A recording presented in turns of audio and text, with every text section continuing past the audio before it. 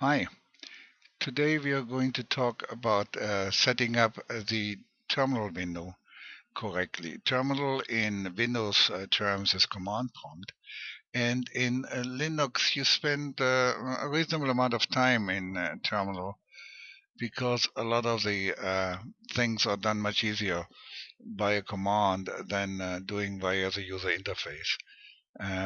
That's why you want to have a nice setup. Your workplace should be nice. Now, remind you, I made a little picture here, snip of a window of command prompt um, in Windows. Well, this is usually what you get, and well, you need a magnifying glass to see what's in there. And when you type in, you easily make already a mistake because you can't read what you're typing. Now, to tell you the truth, of course, even in Windows, you can dress that up by going up here to the border and right click on the border and go to properties. And there you have a few settings of the font, and you can bold the font, and of the background color, and of the color of the fonts of the writing. Well, that's about all you can do in Windows. But in Linux, that goes a lot further. Let me show you my terminal window, my command prompt window here. Oops, this is the wrong one. I'm sorry, I clicked on the wrong icon down here. Uh, this is the one we want. Isn't this beautiful?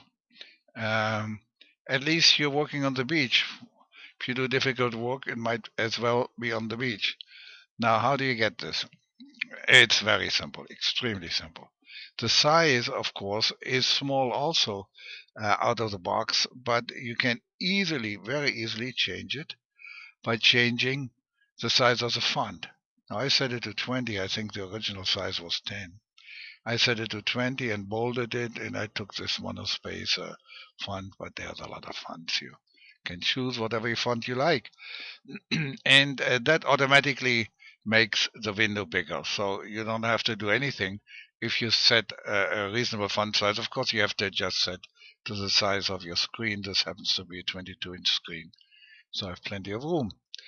And after you've done that and made your window bigger, you go to background, and in background you can look for an image file.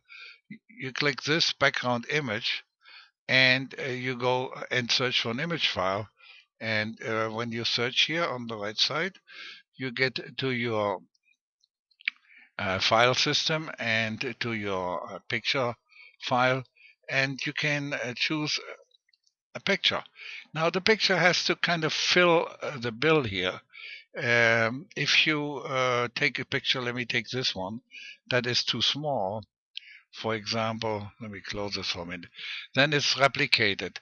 And that's of course not so nice. So you want a picture that fits the bill, which fills the whole screen. And let me go back to my background here and get our beach back. There's a beach. Here's a beach. Okay, now we have our beach back. So that's all you have to do in order to get that set up. Now, if you like color, well, then you go to solid color. And in solid color, you have two options. Okay, then you have to go into the color button here. And right now, the option is use colors from system theme, which is this here.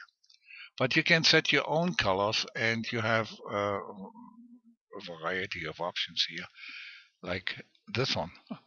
That's the one I said earlier, just to make it a little interesting.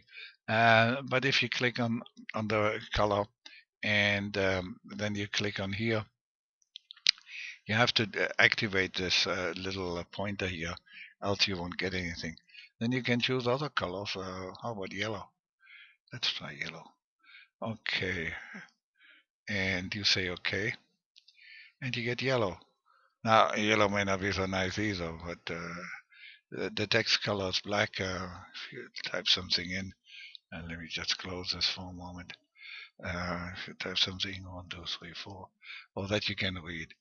Here, this text, which is really just the opening text. You don't have to necessarily read because it's always the same. So that would work too. But I don't know. I like my picture a lot better. So I go back to my colors. And by the way, if you want the picture to show nicely, you use color from system theme, which is white, because else the yellow would shine through. And we go back to the background image. Now you can do something else with the background image. Here's a slider, and you can make it more pronounced. You can make it like a real picture, or you can really fade it like a watermark, or like I did, do something that's kind of in the middle, which is not quite a watermark, but which still shows the picture nicely. And that is a workable solution.